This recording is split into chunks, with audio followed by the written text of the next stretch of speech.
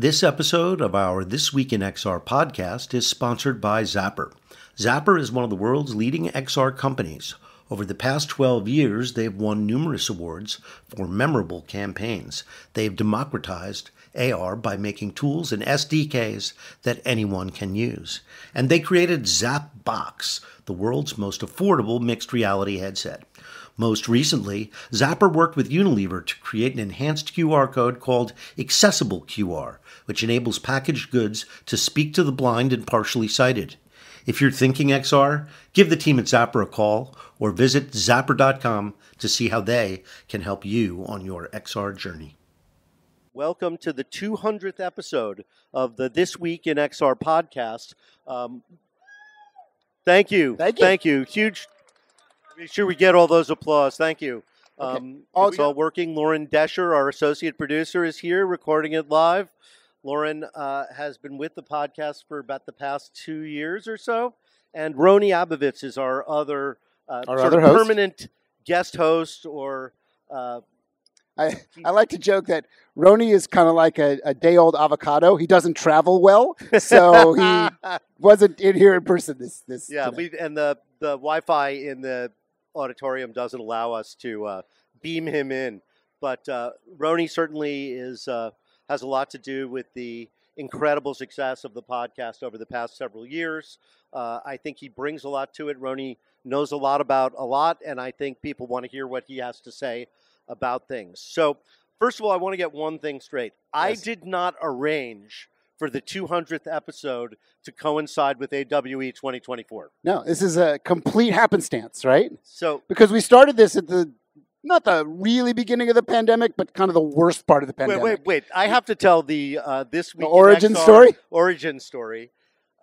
Ted and Elliot O'Dower, who is a producer who was on his staff, came to see me in probably January of 2020.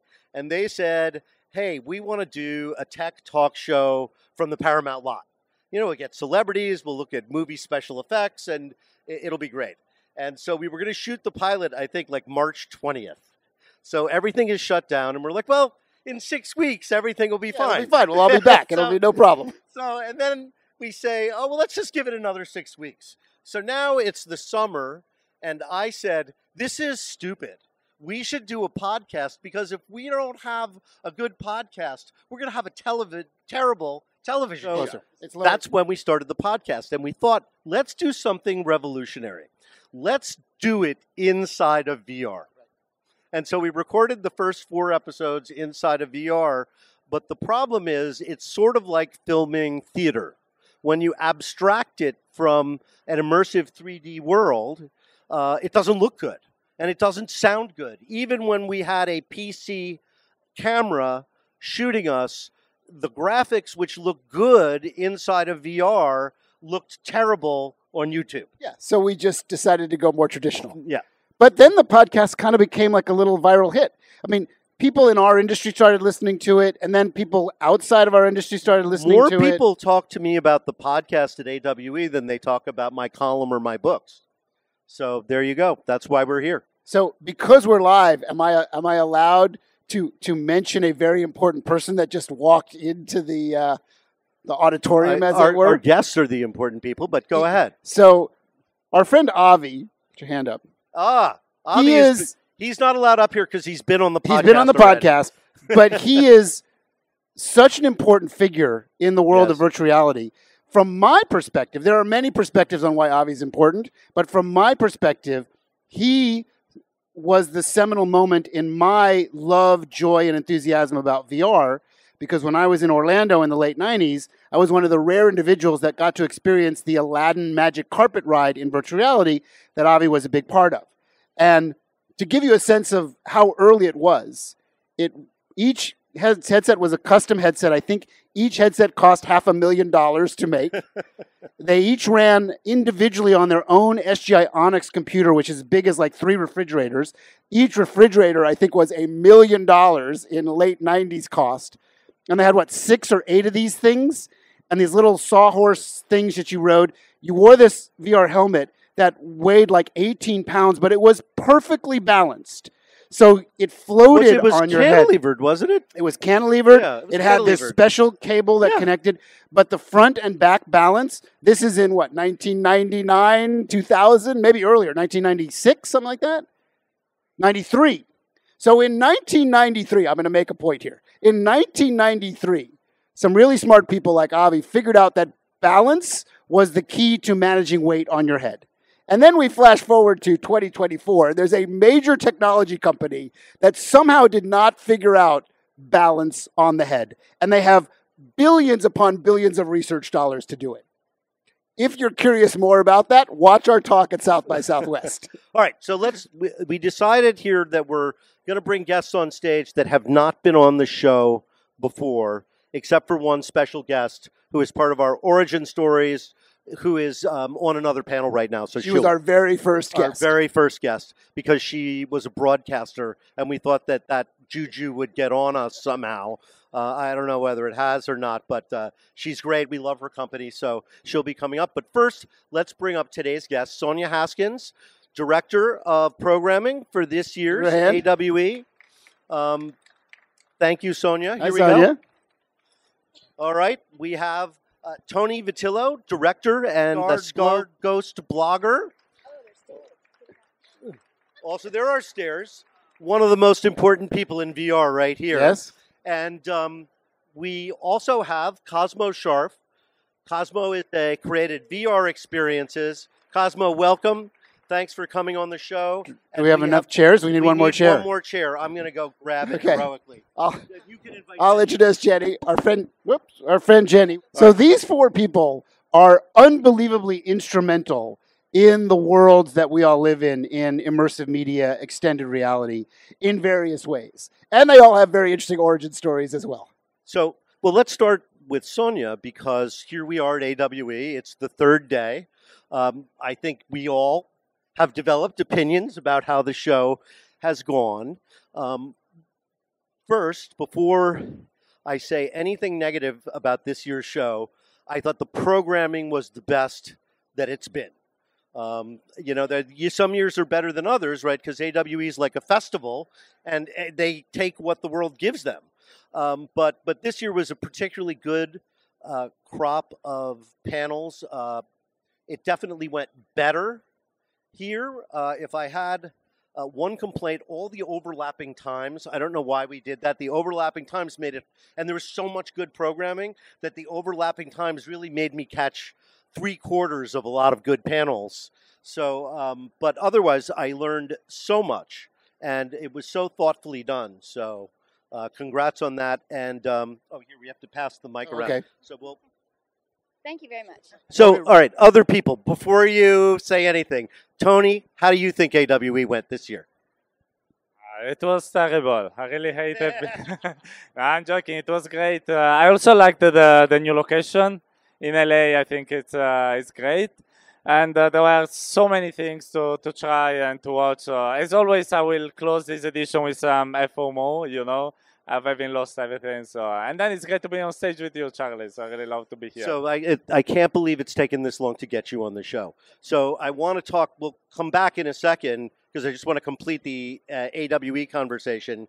But I want to come back in a minute to your origin story and the Scared Blows blog, which I'm sure everybody like me looks forward to every week. Sometimes multiple episodes. I don't know how you have an actual job as a developer, given the comprehensiveness of your blog.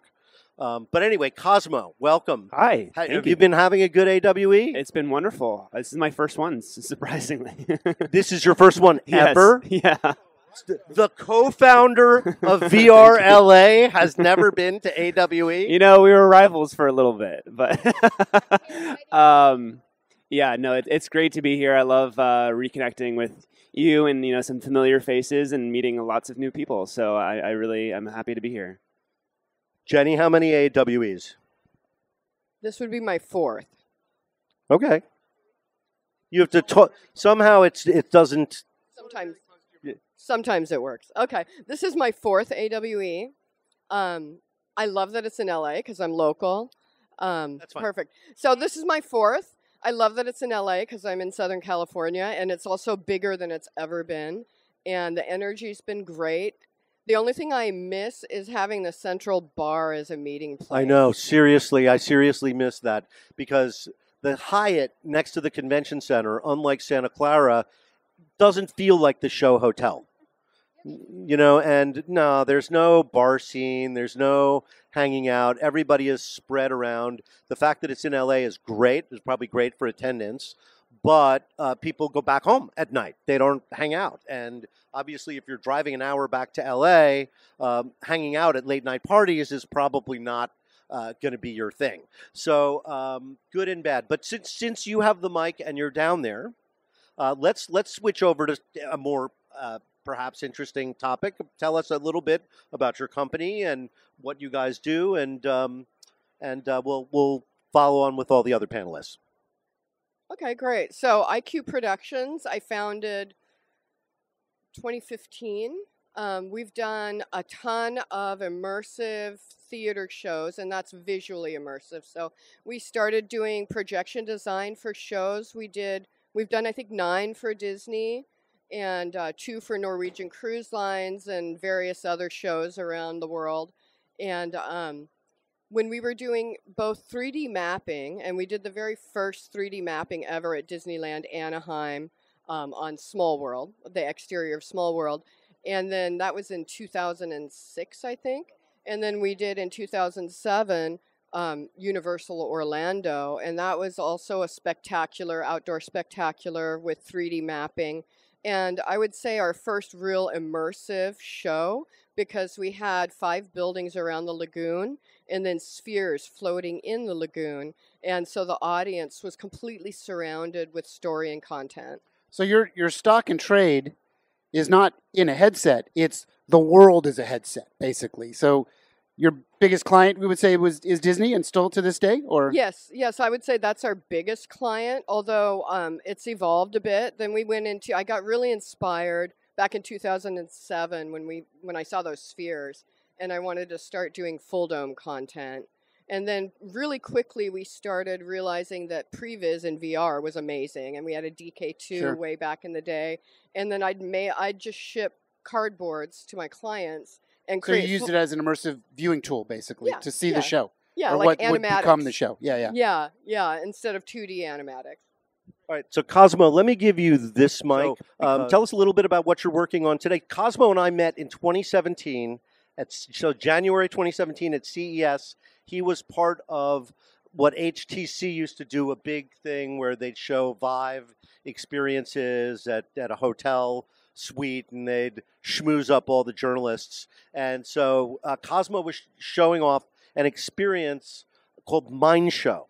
And in Mind Show, you could play a character and then play it back and play a different character and create performances that you would film in VR. So it was a VR filmmaking tool. It was super clever.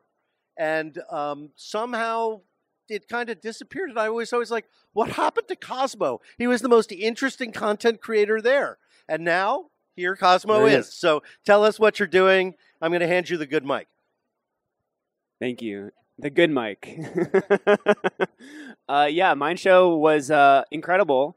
The company still exists. It's still around. We pivoted to more of a professional animation studio. So it turns out that doing a consumer app back in 2014 through 18 was difficult.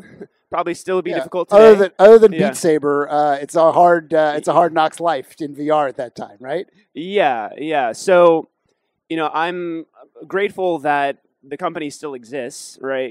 Not many VR companies that were started back in 2014 are still around today. So that's pretty miraculous. But anyway, today I'm mostly focused on Vision Pro, Vision OS business. I started a business called Vision OS Dev Partners, which is a consultancy for developers building for Vision OS, offering app store optimization, usability testing, and product strategy. I also create content on YouTube and Twitter primarily, mostly about Vision OS, and I have a newsletter called Magic Beans, which you can subscribe to for free at magicbeansnewsletter.com, where I discuss AI, robotics, and really the convergence of all these cutting-edge technologies that are putting us in a new world that I'm really excited about, and that's what I love to do. Tony. It's me. Yes. So do you want to know what I'm doing? Well, first of all, I want the origin story of the Scarred Blows blog and why you chose that crazy handle. Well, that's still a secret. The meaning of the handle will still be there, but the fun story, trying to cut it out, starts more than 10 years ago when I wanted to be like an indie game developer, but for some reason when I was looking around some blogs about that, and everyone writing the article had a nickname. So I thought everyone that makes games must have a nickname, like a crazy thing, like, you know, the Top Gun fighters. I spent some time thinking, I came out with this Card Ghost war name, and I started having then my Twitter account with that. But then the thing ended in a bit, got frozen. And when I started with VR in 2014, after a while that we were starting with the startup making like, before a bit of VR, then tried to do full body VR.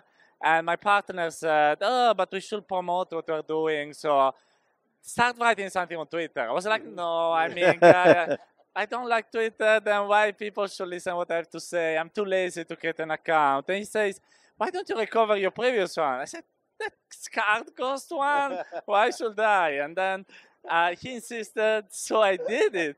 And I started basically, I was too lazy to look for the news at the time. So he sent me the news to read. And he shared the news, I shared the news, but I started getting more followers than him. I don't know why, for some reason it happened. So that's how I started with social media. I know why. And I think the audience knows why too. Your take on this industry is so unbelievably authentic and passionate. And your desire point to do this has nothing to do with any kind of commercial aims or goals. It's just you are insanely passionate about this art form and this creative form, and it completely shows through in your writing and your speaking. Plus, in addition, another vote, certainly Cosmo has the best hair in VR, but Tony has the best accent in VR, right? It's fantastic, his accent. And also, since most people are listening to the audio, he's wearing a fantastic white linen Italian suit. Yeah, so Italian style, you know. So, and aside from the blog, you started developing XR experiences. I think that's what makes you such a keen observer, because you first of all, I have to agree with what Ted said. You have tremendous curiosity, and you try new stuff, even new stuff that's obviously dumb. And you were unbelievably kind to many, many people.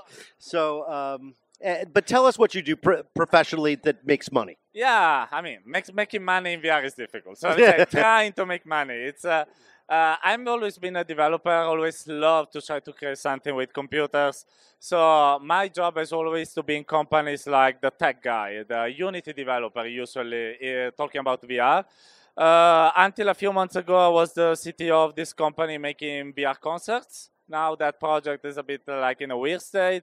So these days I'm spending some time doing some contract work and also by experimenting with mixed reality. You know, I'm a bit obsessed with like, how do we merge the real and the virtual elements together? I don't just want to put some pass-through on experiences. I really want to create a blend of realities. And I'm experimenting myself with it. I'm sharing the results. And I'm glad to see the community answering, providing ideas. This is what a discussion I want to foster. So this is what I'm doing these days. Fantastic. So, Sonya, I know you have a great origin story and how you ended up sitting here with us. Thank you. I first met Sonya, I think in 2018, also at CES, and she was helping to demo a VR game. And she was so good at this game that no one could beat her. I think they were giving away an Xbox to anybody who could beat Sonya at this VR game. I think you're talking about CES and the competition where they had it in the area where they had that huge open area where everybody would go in, and and I was just getting all the guys from the industry would come in and be like, I'm going to beat you. No. No, they didn't. And so literally it was a day long. Everybody like, yeah, well, we'll do this. And I mean, it's really funny now because I don't even remember most of that. But I still have a lot of men from the industry come back and they're like, yeah, I met you a few years ago at CES in the game place. So how did we? First of all, how did you end up at CES as a VR game champion, and how did you go from being a VR game champion to programming AWE? Wow. Let's see. So, how did I get? All right. So I'll just start from the beginning and tell you. Basically, we have a half hour more in the show. Okay. So Let me see here. I'll give myself like 2 minutes here. If any TV or movie producers are listening, trust me, if she tells the story I want her to tell about really her origin, it is so unbelievable and passionate, and there will be a tear in your eye when you hear it. Wants you to get I want you to really tell the real story because it's an amazing Ted story. wants me to go over my 2 minutes, apparently. You've got 5 minutes. Go. I've got 5 minutes. So basically, I was a stay-at-home mom for many, many years, about 25 years. And I loved that. I loved being a mom. I took care of my kids. I homeschooled and basically just lived a very simple life in the country, growing my food and taking care of my kids. And we were kind of non-tech. I didn't even have a TV for a lot of that time. And we just kind of did things ourselves. Well, then my kids started getting older, graduating, and several of them went into the military. My oldest son was being deployed to Afghanistan in 2017, which is, bad time to be deployed to Afghanistan. He wanted to spend the day together, so he said, I want you to go with me to Best Buy. And I'm like, oh, my gosh, that's like not my idea of a fun day. And so he said, I want you to try something. And I said, what is it? And he said, it's called virtual reality. And I was like, okay. So I went to Best Buy, put on this headset, and sometimes it's hard for me to tell this story because it really it gives me just like this feeling, that moment when you remember that your life changed, when something amazing or dramatic or catastrophic happens, and it still gives me chills. You can see, it's just like at that moment, something just happened, and I was like, oh my gosh, I'm in a different place.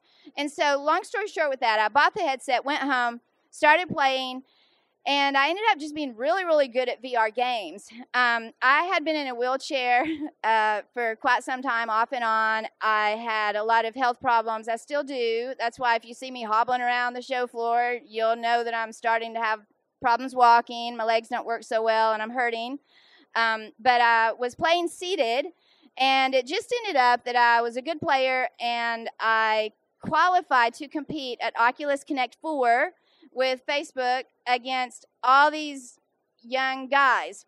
So we started to go to Oculus Connect, and they said, does anybody need anything? And I said, I just need a chair. And they were like, why do you need a chair? And I said, because I play in a chair. And they were like, nobody plays in a chair. And I said, well, I play in a chair, and nobody told me I couldn't play in a chair. And so, so they had 2 chairs in that conference center, 2 chairs that year at Oculus Connect. I'm not kidding. And I know this is a fact because I was there, but also because we carried my chairs around to the demo spots so that I could try the different VR experiences because there were no other chairs or stools in that area.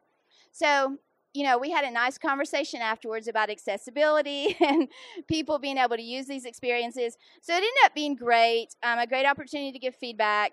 And then I just kind of fell in love with the tech and what I could do in it, being in a different place. And then what really started changing was my perspective, because I started realizing there's this whole other world out there. Now, I'm an educated, intelligent woman. I'm a writer by trade. I'd written articles. These were things I did on my at home while I was homeschooling. And so I'll try to finish quickly. I know I'm out of my 5 I'm sure minutes. you're fascinated, right? It's an amazing story. So I'll try to go faster, though. And there goes the After phone. I throw things at Anthony. Okay. You can go past 4 minutes. Okay. People are compelled, So- trust me. So basically, I started getting involved in some community work, and I really just enjoyed the things I was doing in the industry. But as I became involved in the community, I started talking to people more and more in these games because, VR is very immersive and realistic. And so I was in the game. And I started making friends, and sometimes they would talk to me about things that I had no idea what they were talking about. I had no clue. I I was born in 1970. I'm 53 now. When I started playing VR, I was like, whatever, 40-something. I didn't know what all these things meant. I didn't have a TV for many years. And so they would say things, whether it was social, sexual, movies, games, music. It didn't matter. And even most of my friends here listening to this or whatever, they still laugh because people will say things. I have no earthly idea what people are talking about. And so in games, in VR, they would try to explain these things to me. And so I started thinking, this is interesting. I don't know a lot. Maybe I should learn more. So I started questioning everything, literally everything. And one of those things was my life and my lifestyle. So basically I said, I love being a mom, but I was in a relationship where it didn't work out. I never spoke to my husband and my friends in game. This is important because they said, most people in relationships talk and they like hang out and they know each other and stuff. And I was like, really? And I know that sounds weird. I know that people don't get this, but I'm from the deep South. It's a very conservative culture. When you marry for life, and it doesn't matter what the situation is, you stick in it. And so it's very hard to get out of an environment or a situation. If you don't know, it's okay to just take your life in your own hands and live something different. So I ended up leaving, built up my own house, literally from the ground up. I lived for about a year with no floors, no indoor bathrooms, no kitchen. I ate out of a can, went to the bathroom out in the woods, and then as I got a job at AWE, I saved up money, built floors, put in my bathrooms, put in a kitchen, and now I have a job, and I'm literally working at the most awesome event ever. So that's my origin story. Amazing, right? Who wants to see that as a movie? I want to see that as a movie. I want to see that, right? Saved by VR. I didn't want to digress, but I think it's really interesting that moment that you tried VR and it was so powerful. And I had a similar experience using networked flight simulators in 1992, and it was so powerful to me, I joined the company.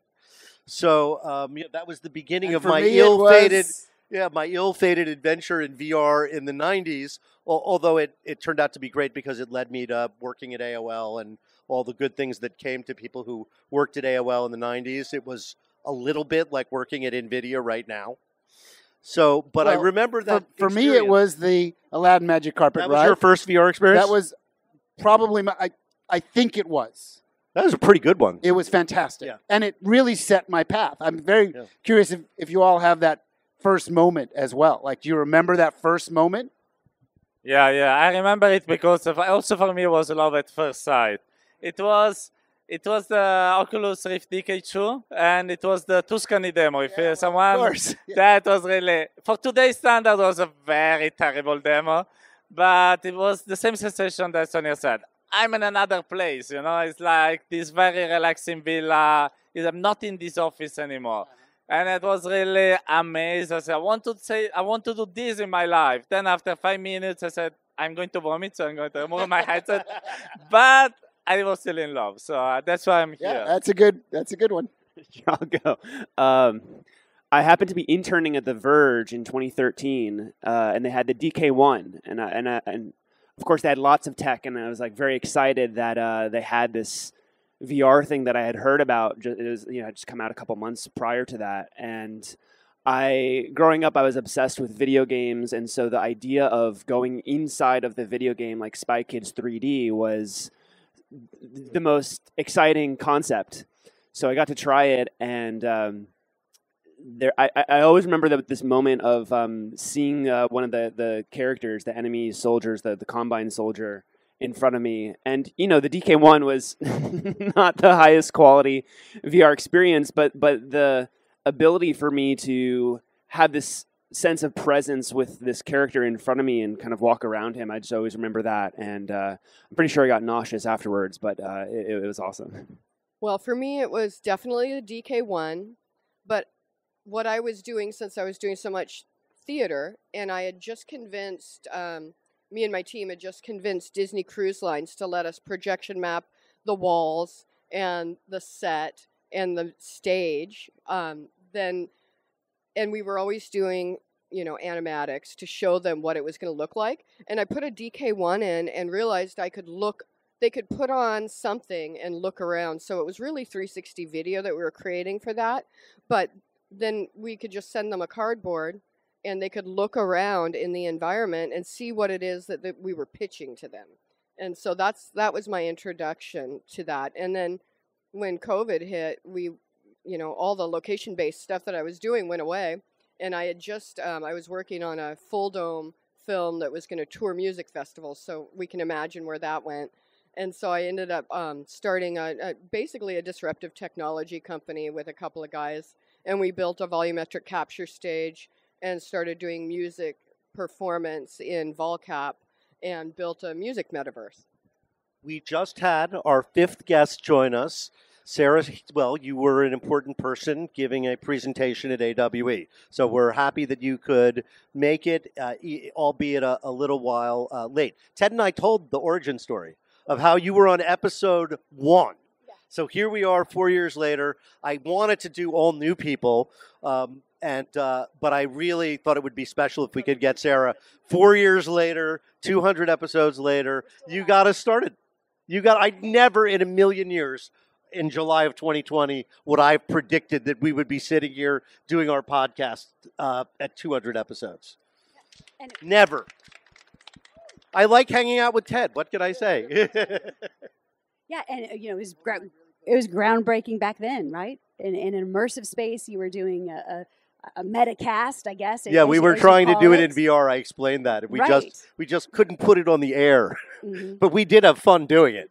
Well, and Charlie talked about how we thought it would be, because you have a media background, like a newscaster kind of background, we thought it'll be really good because she'll be professional. She'll be able to bring us some professional media sensibility to it all. And then, of course, we just digressed for the next. We started playing with the toys that were in those environments. That is so funny. Andrea has a cake. Do you want to bring the cake out? You can light it. She has a cake for our 200th anniversary. Oh my God! And Andrea from AWE has a cake for us. Well, nobody sing. That is the one rule. If you want some of this cake, do not sing. But we'll happy. All right, we're good. Wow, it's a beautiful fruit cake. Oh, it's got vanilla frosting, my fave. All right, 1, 2, 3. All right, there we go. I'm gonna. Since it's not my birthday, I am gonna reveal what I wished for. Oh, good. Another 200 episodes. There we go. Absolutely, another 200 episodes. All right. I am down with that. Sarah, welcome. Tell us a little bit about your experience at AWE this year, but also about Healium. Yep. So lovely. Has any of you guys tried the dancing experience with the dark arts in the back of the room? Loved that. You're essentially dancing with an avatar, doing the polka. Whoa! Right. What's it called? It's Dark Arts. It's a software development company right in the back of the room, and that was one of my favorite experiences. You've seen it. You have an avatar. You're holding their hand. You're ringing around the rosy and doing all kinds of moves. So I really enjoyed that.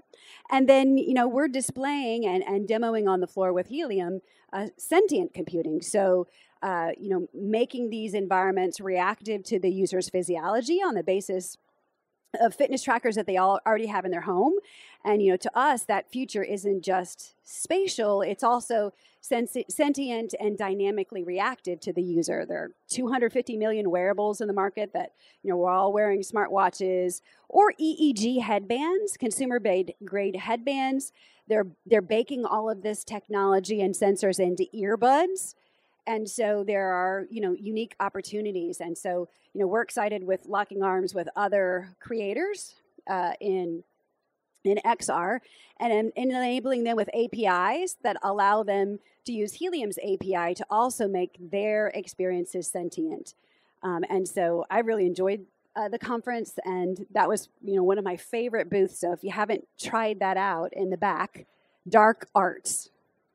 Cool. Well, there is one thing about the conference that I did want to talk about, because I predicted somewhat loudly, perhaps too loudly, before the conference that we would be like last year talking about AI and XR. And I didn't see that. I didn't see it either. That did not happen. No. So that's so here's an example of me saying that shit I said 10 days ago, forget about that. What really happened was mixed reality. Yes. Well, I think this industry, for all of its pros, cons, and woes, is a very human industry. It requires human creativity, human talent, human deliverables, right, on a technology layer. So I think it's kind of interesting because AI has sort of overtaken the mainstream conversation. One of the things you and I have talked about a lot is that VR, MR, XR, and this may not be the best news for people that are in this business, may never be mainstream, in quotes. It may always be exotic. And I think there's something kind of joyous about having something that isn't the thing that everybody uses. It's not like your smartphone. It probably will never be like your smartphone. It's more important than your smartphone. It's more special than your smartphone. And people that come to this conference and work in this field, Cosmo, you have some thoughts on this probably, live in the world of exotic. And if it never leaves exotic, Jenni, you kind of live in the world of exotic too, with all your theme park stuff. I mean, we all do, right, in our own way. So I think maybe that's potentially why AI hasn't put a grasp on this, is because in some ways this is more special and exotic than what AI has become. I don't know if you agree or disagree with that, but that's my philosophy anyway. Sonya, what do you think? Okay, can you please repeat the question? No, we're just reflecting on the fact that AWE this year, AWE this year is more about MR than it is about AI. And that surprised me. Do you agree with that statement, and does it surprise you? Sonya. Okay, and I apologize. I am kind of running a conference. So it's very nice to be up here, though. Yeah, but I did want to say that. Before I answer that question, I'm going to say that thank you so much for having us on the stage. It's really exciting to have this new stage this year. It's the first time we've had the Expo stage, thanks to the sponsors who let us do this. And for having you guys here, I think this is a great way to use this stage. What do you guys think? Yeah, I love it. So thank you very much. I agree with you. I expected actually there to be a lot more AI. We increased last year the space for those kind of talks. But we're seeing a lot more MR, which is great. I love it. And so yeah, it's all good. Well, interestingly enough, Apple with their Apple Intelligence, big new announcement in the past couple weeks, no preview of that for Vision OS. So, are we about to be eating while we're podcasting? That's an original way of podcasting. Not for me. But I do think that mixed reality is the most and will be the most compelling platform to experience AI. It's just not quite here yet. And so I'm really curious, as I'm sure we all are, about the way in which Apple will manifest their next version of Siri into a mixed reality context. So, right now there is this very abstract representation of AI and companies trying to determine how to visualize that with their icons, whether it's little magical sparkles or magic wand or wizard or whatever. And I do think that at some point, inevitably, AI will be personified or embodied in some kind of avatar. They have the spatial personas right now, which is a profound fascination of mine in the past couple of months. And it's interesting to imagine using some kind of version of that technology to bring an AI version of a human to life inside of mixed reality that you could talk to and have it answer any question for you. So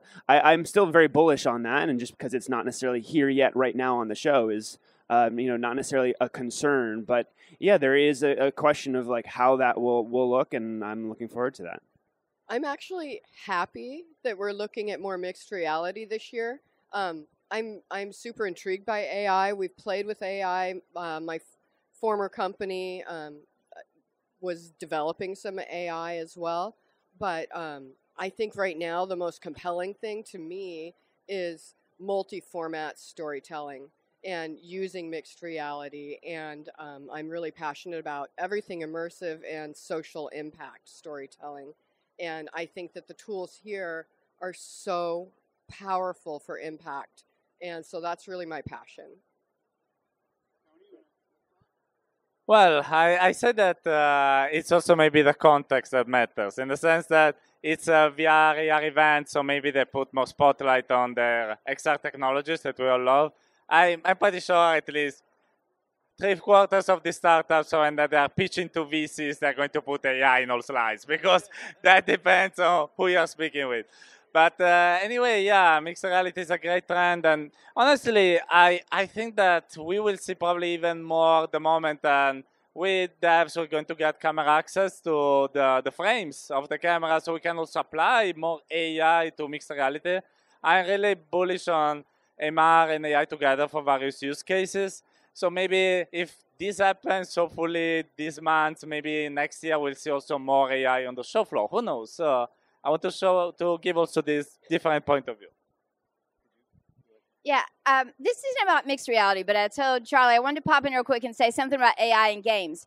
So my area is the games. I love it. Now here, of course, I program everything, you know, the enterprise and everything else, but I love the games, okay? And so I wanted to say real quick about AI. Several years ago, the game I played most, Echo Arena, which I absolutely loved. I can tell you, for example, one time I went in and they had where you could play with bots or you could play with humans. And so I always play with humans because I really just enjoy and thrive on that connection with other people. But one day I pressed the bot button and I didn't realize it. So I went into the game and I'm, you know, high-fiving them and talking to them and everything. And finally I'm like, are you guys muted? And there's no response. And I'm like, what's wrong with you? Wow. And there was no talking. So that's, say, 3.5, 4 years ago. Well, then I want to fast forward real quick to recently I went into a game, an experience, and I walked into the main area, and there was this security guard there. He started talking to me. Hello, Hasco 7. How can I help you? And I was like, well, hello. And I started talking to him. And I was like, where is such and such? And he said, I don't know where that is. And he said, I don't think we have that here. And to be clear, it ended up being I was supposed to be in a Zoom meeting that wasn't even in VR, and so this AI bot was telling me, I don't know where you're supposed to go, but it's not here. And so, you know, it's amazing the things we're doing and the progression. I literally was sitting there in my headset in VR talking to an AI security guard telling me, you're in the wrong place. It was just hilarious. Like, I absolutely love what we do, what you guys are creating and all the things. This industry is just fabulous. You know, this is an amazing time to be doing stuff. All right, that was great. Yeah, the other thing that happened at AWE that's notable that's worth talking about is the announcements from Snap and Qualcomm and Zapper about new game engines for making AR. And some of the amazing stuff Niantic is showing. The Niantic stuff also. How good it is. Yeah, the Niantic stuff I mean, the is Lens especially Studio exciting. Stuff, there are major advancements in widening the sphere of developers and builders, right? So you're lowering the barrier to entry. You're giving more creative options to a wider swath of developers and non-developers, right? People that just like games and want to build them themselves. You kind of Robloxing MR a little bit, sort of figuring that out. So I think that's good for the industry. I think it helps the mass adoption and helps the curve. And there's a lot of amazing tools out there.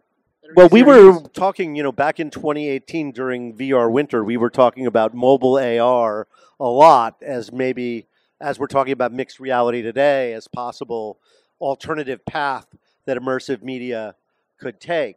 And it's been a while since it's asserted itself. So it's an interesting moment where these new technologies that are being introduced by the mobile AR companies might actually start to build some momentum. Also, QR codes and web AR, which Niantic also announced, might again start to increase the use and the popularity of mobile AR. Yeah. The other outside of Snapchat. The other thing that'll be interesting for everybody to maybe comment on is there's always been this discussion point about what's the killer app of virtual reality? What's the killer app of mixed reality. And my instinct... Wait. The killer app of virtual reality is training and simulation. That's proving at this show, right? My instinct about mixed reality, the killer app, I think, is potentially spatial memories and spatial capture. So if you look at what Chi from Xreal announced with this little puck, this kind of 3D capture puck, and what Apple is doing with their latest iPhones and the Vision Pro itself, the idea of capturing things that are special in a way that makes them really special, capturing your baby's first steps, capturing your grandparents' last wishes to you, capturing things that then you can look at in a spatial way months, years, decades later, I think is the killer app that has yet to really be realized. I'd be curious if you think about. Well, first of all, I want to say something that I always say on this show, which is one of the great things about covering this industry is that no one knows what's going to happen, right? You could not make this stuff up, right? If I tried to make this stuff up, it'd be like so fakey, you know, and like have fake Steve Jobs and fake Tim Cook. But you don't have to make it up, right? I don't have to be a novelist because it just happens all the time. So here we are, and we have to wrap up. We're just got about 10 minutes left, and I'd like to hear from everybody on this big question, which is if I get my wish and we're sitting here in 4 years at show 400, what does this look like? What are we talking about? What has happened? Okay, so spatial memories and what is... Yeah. What else? Sorry, she's betting on spatial memories. Yeah, maybe. But So what else? Just a quick thought on that. So spatial video capture is very accessible now. I just captured a spatial video of the cake situation just now. So I love it. I agree with you. And you know, Apple just has announced their 2D photo conversion, so any photo now can become a spatial photo, and it's actually quite compelling in the headset. I recorded a bunch of spatial video from my trip to Costa Rica, and I can be able to now re-experience that in 3D. So I think it's really powerful, and I completely agree that it's an incredible use case of the technology. Going a couple years forward, you know, I think mixed reality will continue to be the highlight, the main thing, and hopefully at that point, Apple's cheaper, lighter version of the Vision Pro will be on the show floor. So that's my hope and expectation. So super passionate about mixed reality, but I think, like I mentioned before, social impact is because immersive technologies are so powerful, and we're actually changing the pathways of the brain, studies are showing. And so I think it's super important that we're thinking about the experiences that we're putting people in, because they're now embodied experiences. They're not, you know, something where there's a feeling of separation. In theater, you call it breaking the fourth wall, right? And so people are really embodied in these experiences. They're not watching it, they're experiencing it. And so the stories we tell or the environments we put them in, you know, there should be a little bit of thought. I'm partnered with Niantic right now on a project utilizing their VPN network as well for location-specific content. And we're going for, this is an environmental project and it's educational. And the reason I love mobile AR, it's not because it's something new or groundbreaking, but because we can reach more people and really touch people and meet people where they're at. So, you know, creating multi-format storytelling that's positive and inspiring a better world is my passion, and that's what I'm working on right now. Well, if I imagine 400 episode, first of all, I want another piece of cake for the 400 episode. They pass them out all over the place. I I don't know whether that's going to happen. Yeah, I'm just waiting to eat that. But anyway, jokes apart, well, the killer app, I remember you, Charlie, saying a lot of time ago was people about VR also. That's still a good insight.